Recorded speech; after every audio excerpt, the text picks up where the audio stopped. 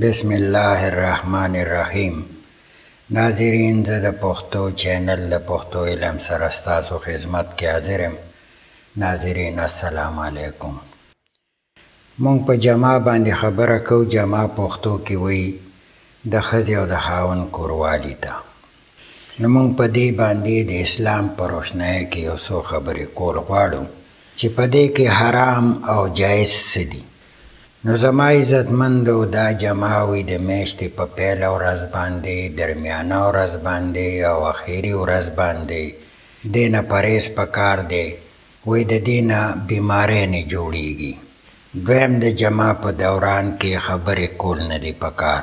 وایي بیا ماشوم ګونګا پیدا کېږي. او دریم نمبر، د یو بل شرمګاه ته کتل نه دي پکار. وایي دې سره ماشوم ړوند پیدا کېږي. او د جمع په دوران کې بل څوک په تصور کې راوستلو سره نوی ماشوم شیمیل پیدا کېږي، یعنې نه ښځه نه نر. نو زما عزتمندو، د داسې ګناه نه ځان وساتئ. او دا جمع په ولاړه هم نه ده پکار. وایي دې سره چې کوم ماشوم پیدا شي نو هغه په کټ کې میتیازې کوي، یعنې بې ځایه ځای میتیازې کوي. نو دا جمع د غټ اختر په شپه هم نه ده پکار. نو دا بالکل مکروه ده. او د یو ګڼې بوټي نه هم لاندې دا جمع نه ده پکار.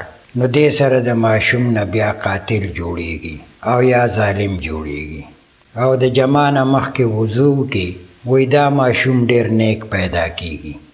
او جمع د کله او چت د پاس هم نه ده پکار. نو د دې نه ماشوم بې حیا او بې شرمه پیدا کېږي. او په مړه خېټه په روټۍ هم دا جمع نه پکار. دې سره په صحت کې بیماری پیدا کېږي. او د یاري او پریشانۍ د سفر په وخت کې او د بچو په مخ کې دا بالکل نه دي پکار. دا بالکل په اسلام کې مکروه دي. د یو جمع نه بعد غسل کوئ، بیا د هغې نه بعد بله جمع کوئ او بیا غسل کوئ.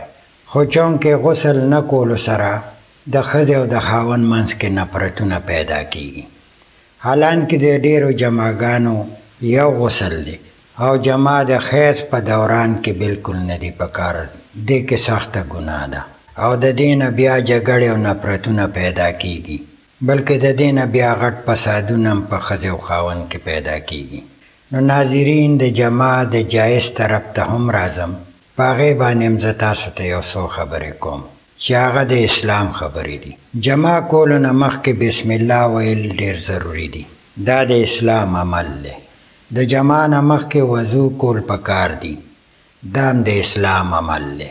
کله چې تاسو جمع تړو شي د هغې نه مخکې پیار محبت کوئ او په پیار سره پیش راځئ. نو دې سره د خاوند او د ښځې په منځ کې محبت نور هم زیاتېږي. او په جمع کې تعدي مه کوئ. نو په تعدی سره په ښځه او په خاوند کې نفرتونه زیاتېږي. نو ناظرین، دا د اسلام خبرې دي. او په اسلام کې وایي چې د عمر دین په ځان کې راولئ چې تاسو په 24 غنټې وخت تېرولی شئ. نو په 24 غنټې کې دا ټولې د اسلام خبرو کې راځي. زمونږ غرض دغه دی چې هر یو کار مونږ د اسلام په طریقې سره وکړو. نو انشاءالله زه به د کتابونو په مدد سره تاسو ته ډېرې خبرې راوړم.